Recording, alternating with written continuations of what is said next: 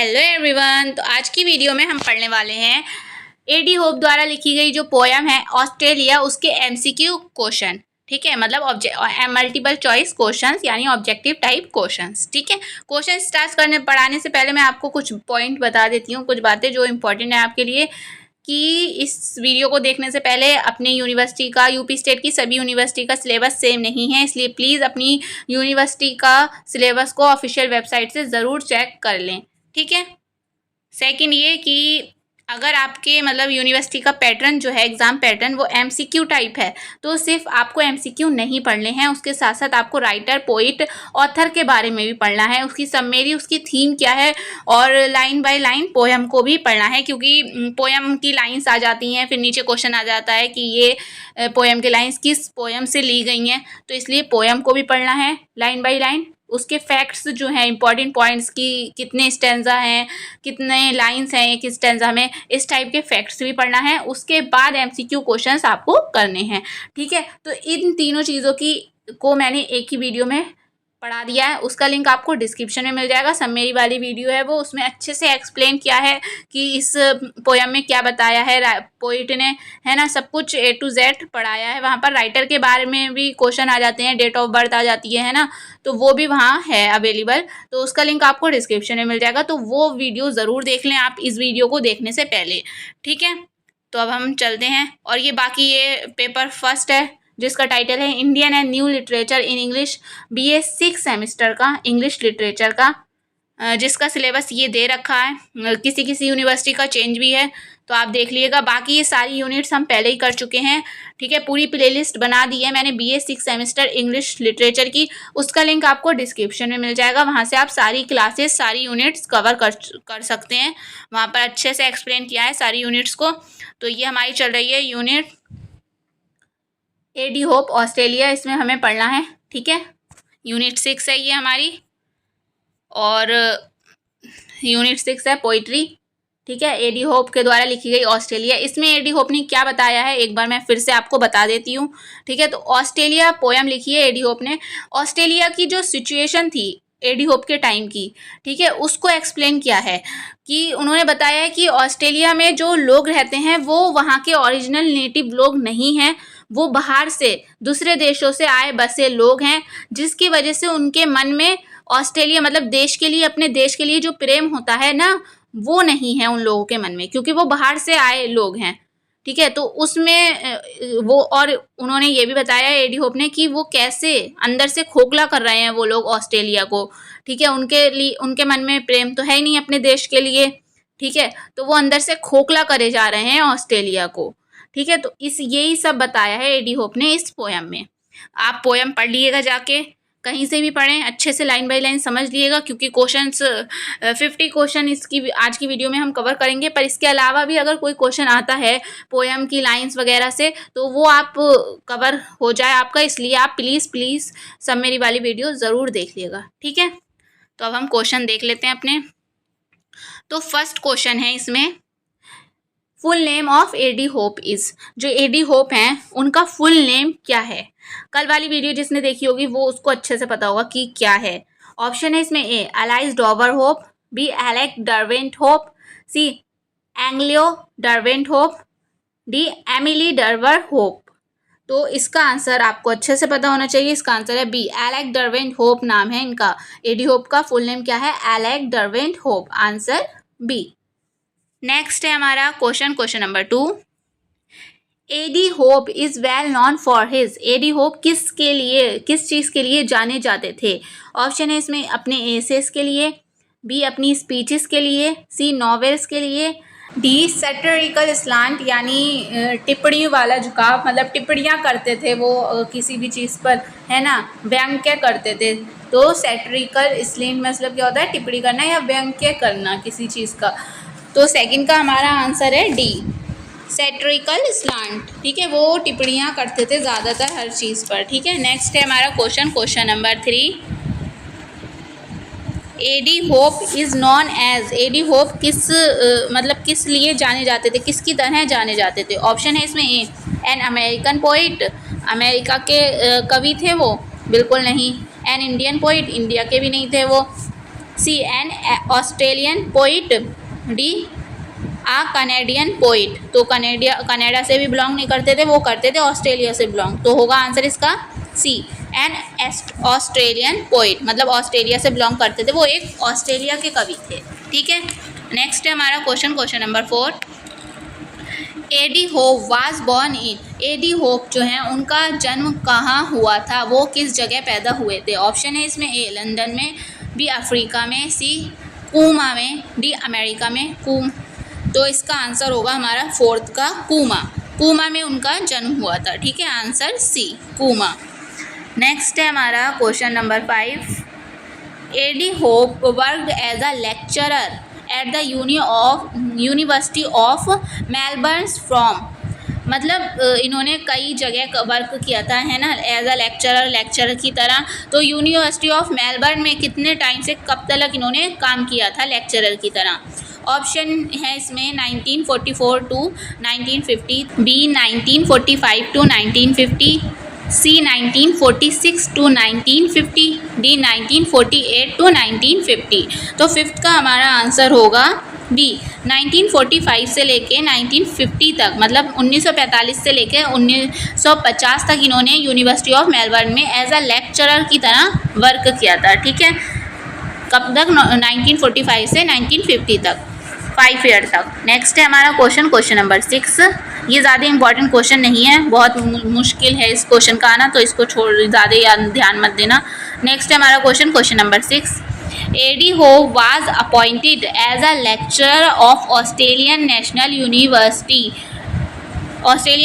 University, जिसको short form में ANU भी आ सकता है, इन द ईयर। वो ANU में उन्होंने वर्क किया था, अपॉइंटेड हुए थे वो एज अ लेक्चरर की तरह, किस ईयर में। ठीक है, तो आंसर होगा इसका डी 1968 में। और इसी वर्ष, इसी ईयर में ये रिटायर भी हो गए थे वहाँ से। ठीक है, ये इंपॉर्टेंट है। तो कब इन्हें अपॉइंटेड किया गया था लेक्चरर की तरह ANU में, 1968 में, आंसर डी। नेक्स्ट है हमारा question number 7। Which of the following awards was received by A D Hope, AD Hope के द्वारा निम्न में से कौन सा अवार्ड प्राप्त किया गया।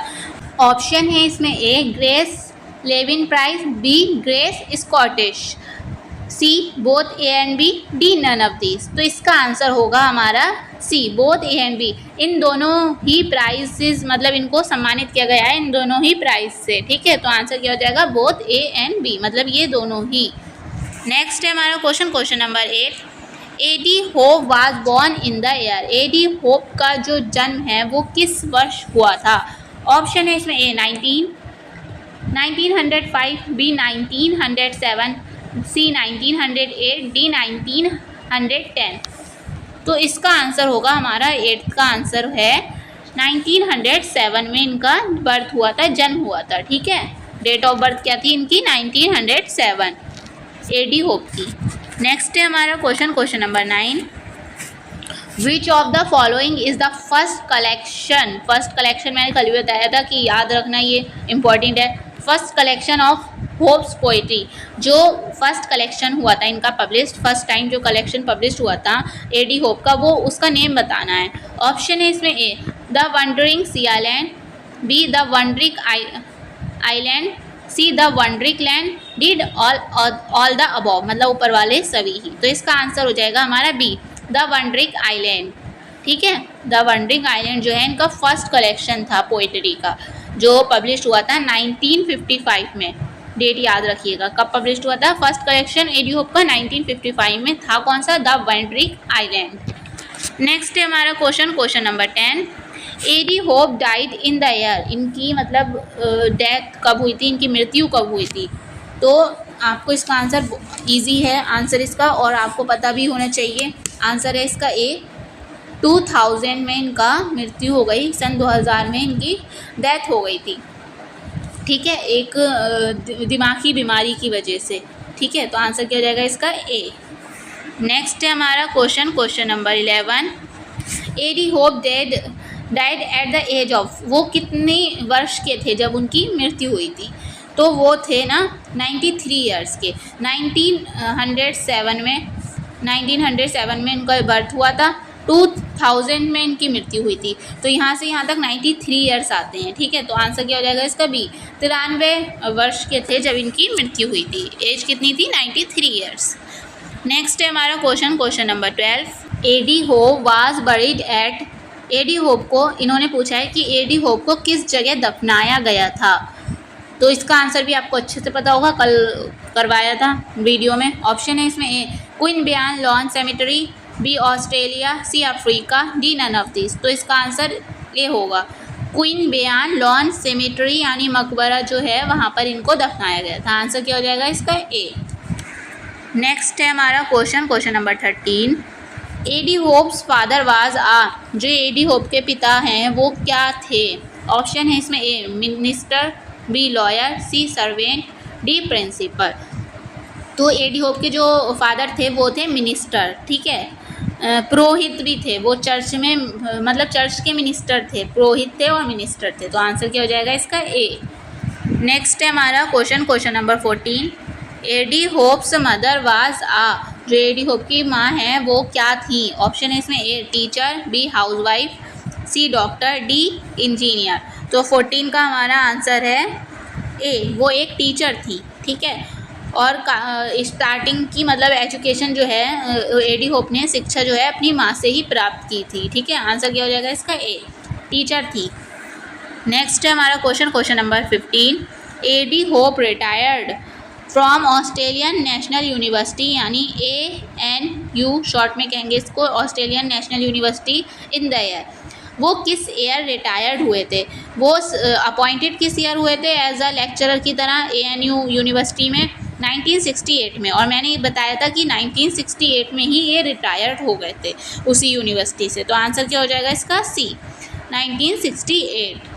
कब रिटायर्ड हुए थे, 1968 में। और इसी वर्ष इनको अपॉइंटेड किया गया था एज अ लेक्चरर, ठीक है, लेक्चरर की तरह। आंसर है इसका सी। Next question number 16।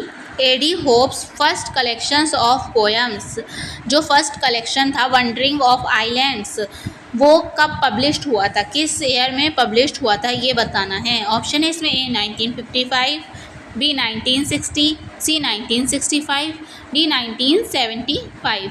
तो अभी बताया था कि मैंने 1955 में इनका फर्स्ट कलेक्शन पोइट्री का जो वंडरिंग आइलैंड है वो पब्लिश्ड हुआ था। तो आंसर क्या हो जाएगा इसका ए, 1955। नेक्स्ट है हमारा question number 17। A D Hope's early work was destroyed in the, जो इनका स्टार्टिंग का जो भी इन्होंने राइटिंग वगैरह पोइट्री लिखी थी वो सब एक बार नष्ट हो गई थी, डिस्ट्रॉय हो गई थी, ख़त्म हो गई थी। कैसे हुई थी। ऑप्शन है इसमें ए फ्लड से, बाढ़ से, बी अर्थक्वेक भूकंप से, सी फायर आग से, डी वाटर पानी से। तो इसका आंसर है हमारा 17 का, फायर से उनका जो स्टार्टिंग का वर्क था अर्ली वर्क वो डिस्ट्रॉय यानी नष्ट हो गया था, किससे, आग से। नेक्स्ट है हमारा question number 18। AD Hope got grace 11 prize in the year, इनको एडी होप को ग्रेस 11 प्राइज मिला था, किस ईयर में, किस वर्ष में मिला था, ये बताना है। इंपॉर्टेंट क्वेश्चन है ये भी। ऑप्शन है इसमें ए 1956 में, बी 1957 में, सी 1958 में, डी 1959 में। तो 18 का हमारा आंसर होगा ए, 1956 में इनको ये प्राइज़ मिला था, ग्रेस 11 प्राइज़ कब मिला था, 1956 में। Answer A.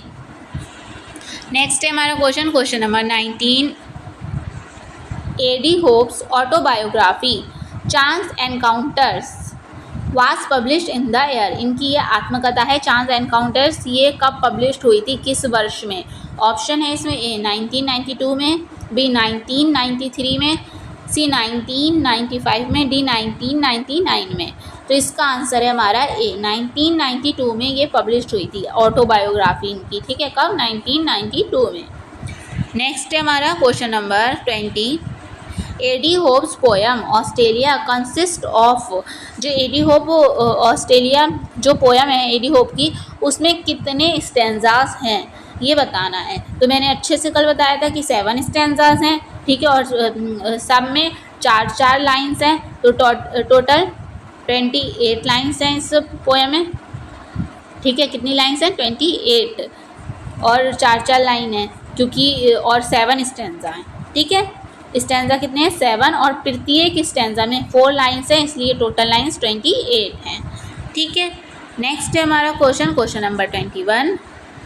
AD Hope described यानी वर्णन करते हैं the glorious past of his country in the glorious means होता है गर्वपूर्ण, मतलब जो बीता हुआ कल है, जो ग्लोरियस पास्ट है कंट्री का, ऑस्ट्रेलिया का, वो उन्होंने किस स्टैंजा में डिस्कस किया है? एडी होप ने किस स्टैंजा में वर्णन किया है? ऑप्शन है इसमें A first stanza, B second stanza, C fourth stanza, D last stanza. तो इसका आंसर है 21 का सी फोर्थ स्टैंजा में उन्होंने ग्लोरियस पास्ट ऑस्ट्रेलिया का डिस्कस किया है, डिस्क्राइब किया है यानी वर्णन किया है। नेक्स्ट है हमारा क्वेश्चन नंबर 22।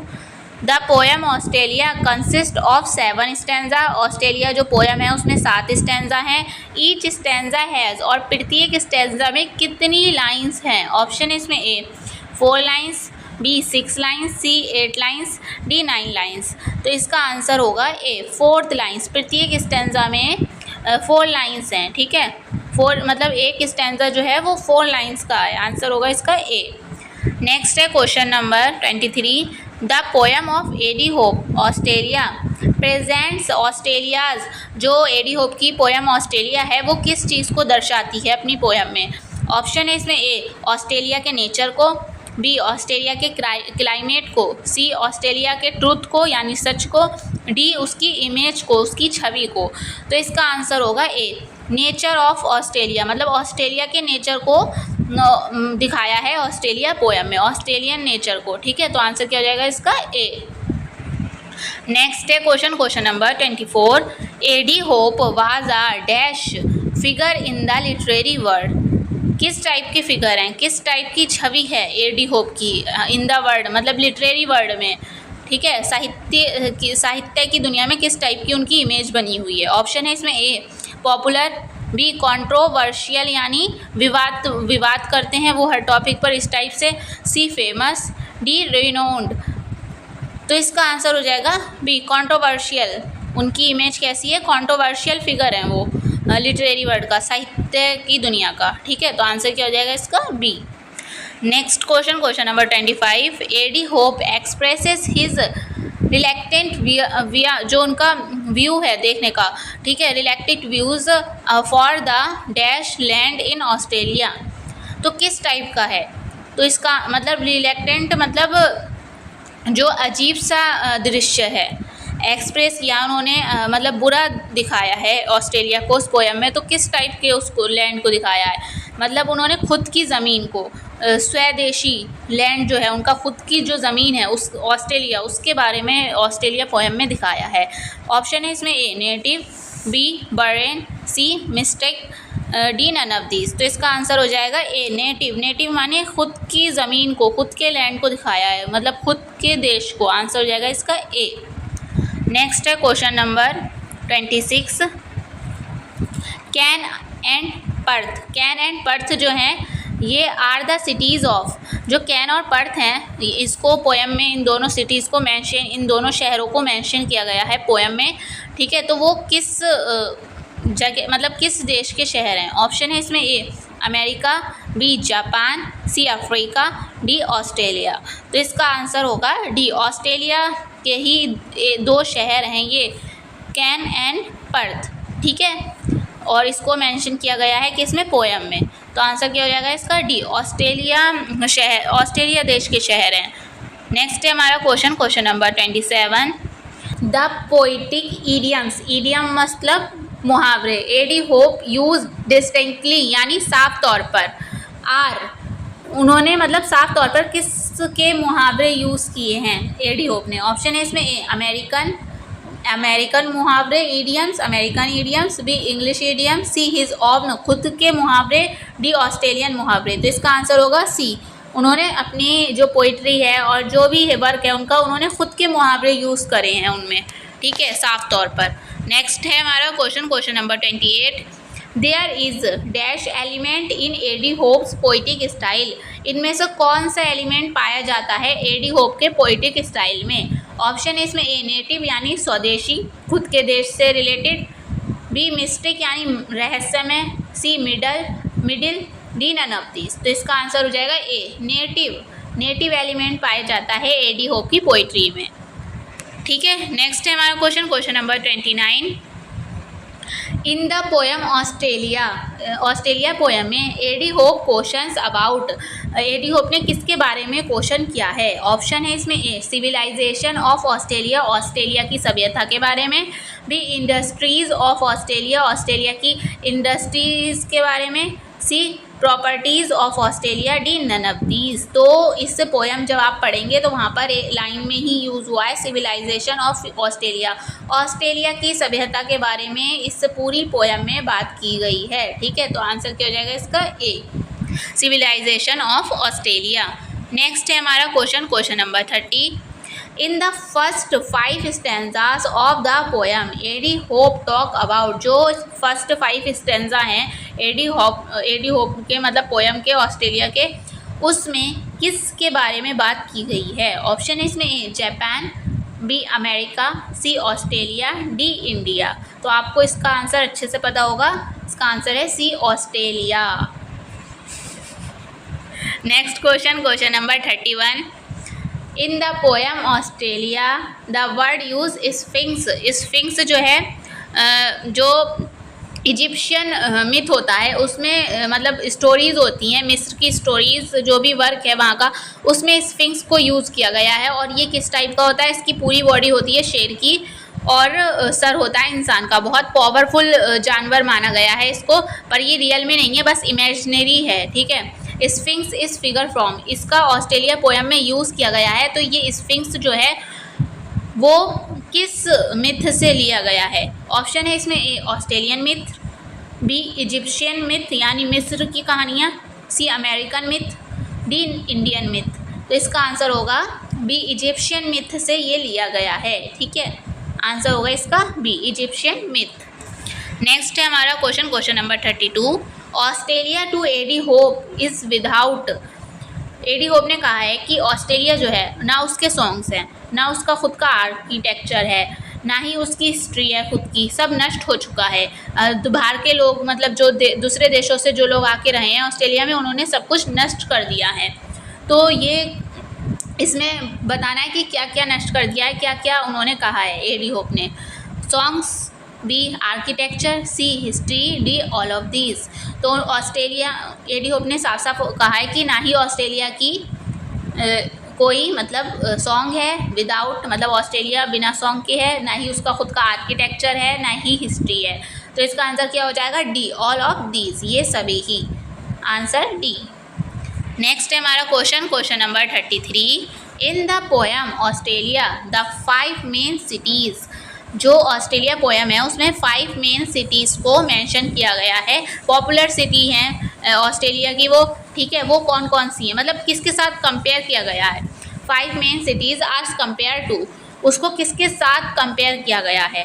ऑप्शन है इसमें A 5 teeming source, B 5 historical places, C 5 parts of country, D none of this. तो इसका आंसर होगा A 5 teeming source. Teeming source क्या होता है? ऐसा घाव, ऐसा जख्म जो दोबारा हरा हो गया हो, उभर के आ गया हो, ठीक है, वो होता है टीमिंग सोर्स। ठीक है, उभरा हुआ घाव। तो जो पॉपुलर सिटीज़ हैं ऑस्ट्रेलिया की 5, उनको एज अ टीमिंग सोर्स की तरह मतलब उससे तुलना की है 5 मेन सिटीज़ को, किसकी तरह? 5 ऐसे घाव जो फिर से उभर गए हो, ठीक है, हरे हो गए हो। तो 5 टीमिंग सोर्स से तुलना की गई है ऑस्ट्रेलिया के 5 पॉपुलर सिटीज़ की। ठीक है, 5 मेन सिटीज़। तो आंसर क्या हो जाएगा इसका? ए। अगर आपने पोएम पढ़ी होगी तो आपको अच्छे से पता होगा इसका आंसर, क्योंकि इसमें उसमें साफ साफ लिखा है 5 टीमिंग सोर्स से मतलब कंपेयर किया गया है 5 मेन सिटीज़ को। ठीक है, नेक्स्ट है हमारा नेक्स्ट क्वेश्चन है हमारा question number 34। AD Hope believes that people who move here are, AD Hope जो है वो ये बिलीव करते थे जो पीपल हैं जो यहाँ आकर बसे हैं, वो यहाँ के देश के तो लोग हैं नहीं, वो दूसरे देशों से आकर जो यहाँ लोग बसे हैं वो किस टाइप के हैं, कैसे हैं? ऑप्शन है इसमें A citizens of the country, B second hand Europeans, C army of the country मतलब देश की army, D none of these. तो इसका आंसर हो जाएगा B second hand Europeans. Poem में साफ साफ इस बात का मतलब मेंशन है कि सेकेंड हैंड यूरोपियन कहा है एडी होप ने किसे, जो लोग देश इधर उधर के देशों से आकर ऑस्ट्रेलिया में बसे हैं, उनके मन में अपने खुद के देश के लिए प्रेम ही नहीं है। क्या कहा है? Second hand Europeans. नेक्स्ट है हमारा question number 35। The last two stanzas, जो पोएम है उसके जो लास्ट के 2 स्टेंजाज हैं of the poem Australia refer, वो क्या रेफर करते हैं? Refer to the dash civilization, किस टाइप की सभ्यता के बारे में उसमें लिखा गया है? ऑप्शन है इसमें ए मॉडर्न यानी आधुनिक, B future, C past, D none of this. तो इसका आंसर होगा हमारा ए मॉडर्न सिविलाइजेशन के बारे में बताया गया है। ठीक है, कैसे आधुनिकता हमारे मतलब उनके जो उनका देश है ऑस्ट्रेलिया उसको खोखला बनाती जा रही है अंदर से। ठीक है, मॉडर्न सिविलाइजेशन। नेक्स्ट है हमारा question number 36। For A D Hope the civilisation of Australia is dash of culture. Option है इसमें A true imitation, B false imitation, C wrong imitation, D none of this. इस क्वेश्चन का क्या मतलब हुआ? जो एडी होप के लिए जो ऑस्ट्रेलिया की संस्कृति है उस टाइम की, ठीक है, वो कैसी है? वो कहते हैं कि ये एक मतलब जो यहाँ का कल्चर है ये एक झूठी नकल की तरह हो गई है। किसकी तरह? फॉल्स इमिटेशन की तरह। ठीक है, एडी होप के लिए ऑस्ट्रेलिया की सभ्यता, जो सभ्यता संस्कृति है वो क्या है? झूठी नकल है। सभ्यता संस्कृति की झूठी नकल है, फॉल्स इमिटेशन है। ठीक है, आंसर हो जाएगा इसका बी। मतलब वहाँ के लोग सिर्फ दिखावा करते हैं, उनके मन में देश के लिए प्रेम है ही नहीं, क्योंकि वो इधर उधर से आए हुए बसे लोग हैं, वहाँ के ऑस्ट्रेलिया के ओरिजिनल लोग नहीं हैं। ठीक है, तो आंसर क्या हो जाएगा इसका? बी फॉल्स इमिटेशन यानी झूठी नकल। नेक्स्ट है हमारा question number 37। AD Hope compares the face of Australia with. Option है इसमें A matrix, B sphinx, sphinx क्या होता है मैंने अभी स्टार्टिंग के क्वेश्चन में बताया था, C nightingale, D none of this. तो साफ साफ कंपेयर किया गया है ऑस्ट्रेलिया के फेस को, ठीक है, ऑस्ट्रेलिया की छवि को स्फिंक्स जो एनिमल है उससे। कहा गया है कि ऑस्ट्रेलिया पहले स्फिंक्स जो एनिमल है उसकी तरह हुआ करता था, बहुत ज़्यादा पावरफुल, पर अब वो अंदर से खोखला हो चुका है। ठीक है, जैसी स्फिंक्स की शक्ति फिजिकल मतलब उसकी जो पावर है वो चली जाती है, वैसी ऑस्ट्रेलिया की पावर चली जा चुकी है। ठीक है, ये कहा था एडी होप ने। तो आंसर क्या हो जाएगा इसका? B sphinx. नेक्स्ट है question number 38। AD Hope calls Australia. AD Hope जो हैं ऑस्ट्रेलिया को क्या कहकर बुलाते हैं? ऑप्शन है इसमें A Australian desert of human mind, B Arabian desert of human mind, C the Caribbean desert of human mind, D Indian desert of human mind. अगर आपने पोएम पढ़ी होगी लाइन बाय लाइन तो आपको अच्छे से पता होगा एडी होप ने जो ऑस्ट्रेलिया है उसको अरबियन डिजर्ट कहा है, Arabian desert of human mind. ठीक है, उन्होंने कहा है कि जैसे अरब के जो रेगिस्तान था वहाँ पर एक मसीहा आया था और वहाँ पर सब ठीक हो गया था, वैसे ही उन्हें उम्मीद थी कि ऑस्ट्रेलिया में भी ऐसा होगा। आगे चलकर एक मसीहा आएगा और ऑस्ट्रेलिया मतलब एक फरिश्ता और एक पैगंबर कह सकते हैं ना, वो आएगा प्रोफेट, और जो है हमारा ऑस्ट्रेलिया ठीक हो जाएगा। उनको एक उम्मीद थी। ठीक है, लास्ट के 2 स्टेंजा में उन्होंने ये कहा था। नेक्स्ट है question number 39। Which one of the following is not in the list of 5 cities referred in the poem? Note का ध्यान रखना, यहाँ पर नोट लिखा है कि ये नेम दिए हैं, इनमें से कौन सा ऐसा नेम है जो 5 सिटीज़ के बारे में बात की गई है ऑस्ट्रेलिया पोएम में, उनमें से नहीं है। ठीक है, 5 में से नहीं है, नॉट बोला है। ऑप्शन है इसमें ए सिडनी है, जिस 5 सिटी में से एक सिटी, पर्थ भी है, सी है मोम्बासा, डी है कैनबेरा। तो कैनबेरा भी है, पर्थ भी है और सिडनी भी है। ठीक है, पर मोम्बासा इन 5 सिटियों में से नहीं, मतलब 5 सिटीज़ में से नहीं है। ठीक है, तो आंसर इसका क्या हो जाएगा? सी हो जाएगा, मोम्बासा। नेक्स्ट है हमारा question number 40। A D Hope shows the influence of. Option है इसमें A environment, B nature, C love, D sex. तो 14 का हमारा आंसर हो जाएगा नेचर। नेचर के मतलब उस शो मतलब बहुत ज़्यादा शो करते थे अपने पोइट्री में, इन्फ्लुएंस थे, वो प्रभावित थे नेचर से। तो आंसर क्या हो जाएगा बी। नेचर के प्रभाव को बहुत ज़्यादा शो करते थे वो अपने पोइट्री में, अपने वर्क में। तो आंसर क्या हो जाएगा इसका बी आंसर हो जाएगा नेचर यानी प्रकृति। Next question, question number 41। Who was the spouse of AD Hope. AD Hope के जो जीवन साथी हैं वो कौन थी? ऑप्शन है इसमें A Mary Fitton, C Penelope Robinson, B Penelope Robinson, C Anne Simone, D एने मोर। तो इसका आंसर हो जाएगा बी पेनेलोप रॉबिन्सन इनकी वाइफ थी, जिनसे इनके इनके 3 चिल्ड्रन थे। ठीक है, क्या नाम था इनकी वाइफ का? Penelope Robinson. Answer B. Next है हमारा question, question number 42। AD Hope influenced प्रभावित थे, इन्फ्लुएंस द पोइट, किस पोइट से प्रभावित थे? जो एडी होप पोइट है हमारे, वो इनमें से किस पोइट से प्रभावित थे ये बताना है। तो ऑप्शन है इसमें A Alexander Pope, B W.H. Auden, C W.B. Yeats, D all of these. तो इसका आंसर हो जाएगा all of these. Answer D. ये ज़्यादा इंपॉर्टेंट क्वेश्चन नहीं है, ठीक है, तो ज़्यादा इंपॉर्टेंट नहीं है ये, ठीक है, और इसका आंसर है डी ऑल ऑफ दीज। तो ये हमारा लास्ट क्वेश्चन था इस टॉपिक का। बाकी अगर इससे टॉपिक से रिलेटेड कोई भी क्वेश्चन आएगा तो वो आप अच्छे से कर लेंगे अगर आपने सब मेरी वाली वीडियो देख रखी है, जिसका लिंक आपको डिस्क्रिप्शन में मिल जाएगा। ठीक है, साथ साथ आपको मैं बता देती हूँ इसका PDF और आंसर की अगर आपको दोबारा पढ़ना हो तो आंसर की और इसका PDF कहाँ मिलेगा? इस ग्रुप पे आपको मिलेगा। आप टेलीग्राम पर सर्च कर सकते हैं इस ग्रुप को, तो वहाँ पर आपको मिल जाएगा इसका PDF, और साथ साथ इसका लिंक जो है आपको डिस्क्रिप्शन में भी टेलीग्राम ग्रुप का मिल जाएगा, तो वहाँ जाकर भी आप ऐड हो सकते हैं। ठीक है, तो हम नेक्स्ट वीडियो में हम नेक्स्ट टॉपिक देख लेंगे इस सिलेबस का, BA 6 सेमेस्टर इंग्लिश लिटरेचर का। ठीक है, और प्लेलिस्ट ज़रूर सेव कर लिएगा क्योंकि प्लेलिस्ट में सारे क्लासेस अवेलेबल मिल जाएंगे आपको एक ही जगह पर, ज़्यादा इधर उधर भटकना नहीं पड़ेगा।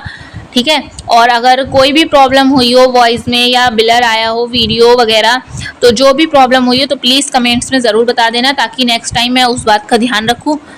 और साथ साथ अगर वीडियो थोड़ी भी हेल्पफुल रही हो तो प्लीज़ वीडियो को शेयर ज़रूर कर दें अपने फ्रेंड्स और क्लासमेट के साथ। और अब मिलेंगे हम नेक्स्ट वीडियो में नेक्स्ट चैप्टर के साथ। ठीक है, थैंक यू फॉर वॉचिंग।